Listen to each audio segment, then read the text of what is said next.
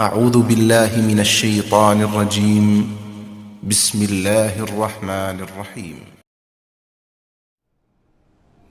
The third question is from Abdul Jabbar from Hyderabad, India. I completely agree with your reply given in the previous session that Muslims must not migrate from Muslim countries to non-Muslim countries for a better living. I also agree with most part of your reply regarding Muslim living in non-Muslim countries, especially Western countries, should mostly migrate to a Muslim country. What are your views regarding Muslims living in India, since India was previously ruled by Muslims? And I would like to thank Brother Abdul Jabbar for asking this question. He's referring to the reply I gave in my last session, where a person asked that, is it permissible for a Muslim to migrate from Muslim country to a non-Muslim country for a better living?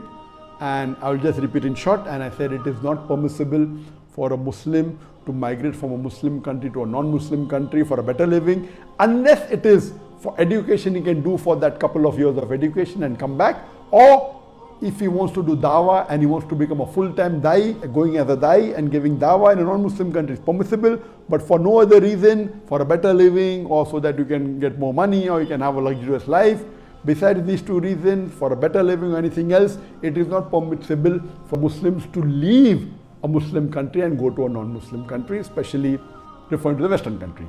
And then I went further to say that the verse of the Quran, of Surah Nisa, chapter number 4, verse number 97, where Allah subhanahu wa ta'ala says that the angel comes to take the life of the person who had died in sin, that how was your state? And he said that we were weak and oppressed. Then the angel replies that the earth of Allah subhanahu wa ta'ala is vast, so why didn't you migrate? And those who do not do that, Allah says, they will go to hell and their refuge will be evil. So based on this, there are three options for a Muslim living in a non-Muslim country. And I gave the reply that Muslim living in non-Muslim countries, especially referring to the Western countries, that if they cannot live openly, declaring themselves to be Muslims, or cannot practice some of the Islamic aspects, or they cannot practice most of it or some of it, it becomes further for them to migrate to Muslim land. The second category, those Muslims living in a non-Muslim country where they can freely practice Islam and they have no problem at all, and they can call themselves Muslim, they can do all the fara'id, there's no restriction at all. I don't know any such country. There may be parts of some country, but as a whole I don't know. Some countries may be better than the others, but if such a situation is there, then it is not compulsory for them to migrate to a Muslim country, it is mustahab. That means they can stay, but yet better is to migrate. And the third condition is if the Muslim is oppressed or they are weak or they cannot migrate, then Allah will forgive them. This was my answer of three categories. But now the brothers posed the question, what about India? The Muslims live in India, because India was ruled by the Muslims for more than 1,000 years. So does India also come in the same category as Muslim country? And that's a very important question. And Jazakallah for asking this question. There are some countries, and one of the good examples is India, that India was ruled for 1,000 years. And the population of India, approximately more than 1/3, about 40% of them were Muslims. Then the Britishers come, and they come saying that they want to do business, but they want to control India. They started ruling India, and then when they left, they created a division amongst the Indians. They were living very peacefully. Even though the Muslims ruled India for about 1,000 years, the Mughal. If the Muslim rulers would have forced the non-Muslim to accept Islam, there would not have been any non-Muslims alive in India. Many accepted Islam because they liked Islam. Many people remained as non-Muslims, and there was no problem. But the Britishers, they had a policy of divide and rule. So when they left, they divided India into three parts, and they divided the Muslims especially, and 1/3 of the Muslims went to Pakistan, 1/3 went in India, 1/3 went to Bangladesh. They didn't give one country, they gave two countries, and Bangladesh and Pakistan, which was known West Pakistan, East Pakistan, they split. So now Muslims are divided into three. In India, a little bit more than 1/3 remained, maybe about 37, 38, 39% remain in India. 1/3 went to Pakistan, about 33%. Less than 1/3 went to Bangladesh, about 29, 30%.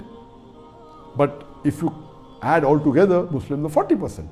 Now when partition took place, India declared itself to be a secular country. It didn't declare itself to be a Hindu country. And when the constitution was laid down, it had a special rule. It was a secular country, and it said that any citizen of India following any religion, that law of that religion will apply as far as civil cases are concerned. So if Muslims are living in India, they had a separate law, and today also they have, known as the Muslim personal law. The Christian have their Christian law. The Hindus, they have their Hindu law. So when this was drafted, it gave permission for all the religions to practice their religion freely. All the citizens of India.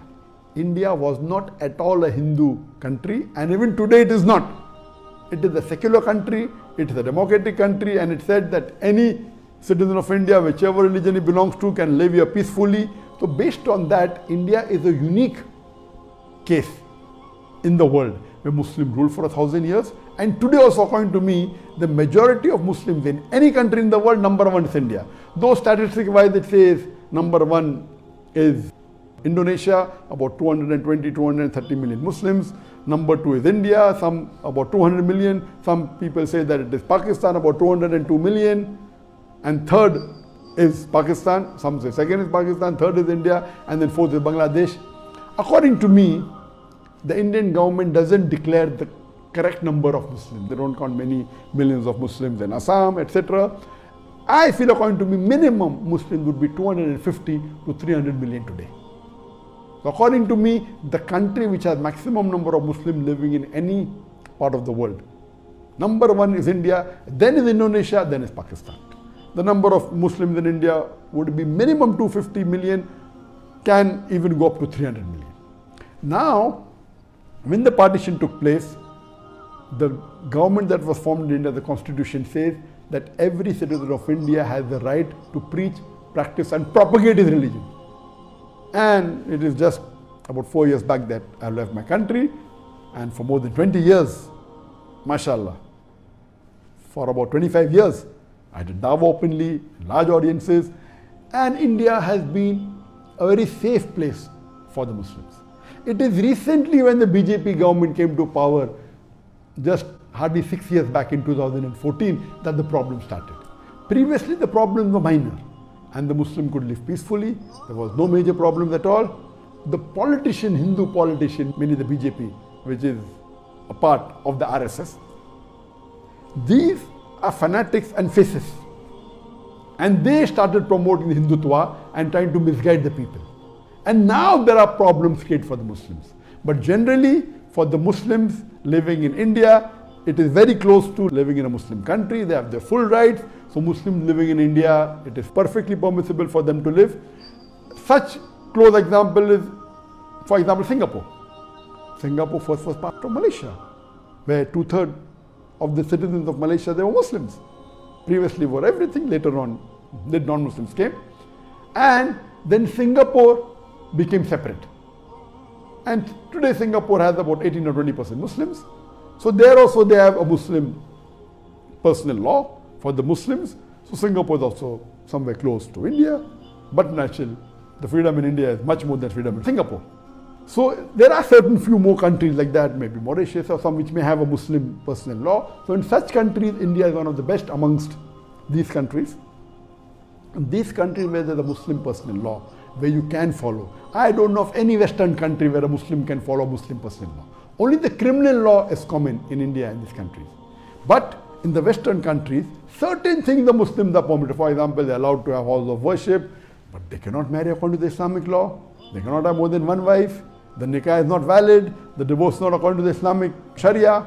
Inheritance is not according to Islamic Sharia. You can will it, that's a different case. And neither can you openly practice your deen as you can do in India. Yes, there are some non-Muslim countries which are better than the other non-Muslim countries. So my answer was basically talking about non-Muslim countries, mainly the Western countries and the other non-Muslim country. So India will come close to a Muslim country, not fully like a Muslim country. It's not required for the Muslims in India to migrate. They can live, and you have a lot of history of Muslims, and if you see the structure that I've created and a rich source of Islamic knowledge is there in India. So but natural, Jazakallah for asking the question. This is a different case altogether, like in India and other few countries of the world. Hope that answers the question.